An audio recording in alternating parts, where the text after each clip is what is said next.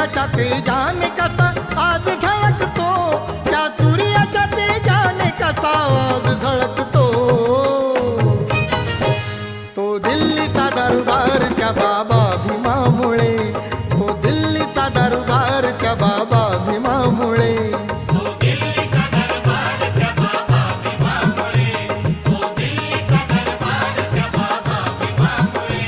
विद्वान झाले फार त्या बाबा भीमामुळे.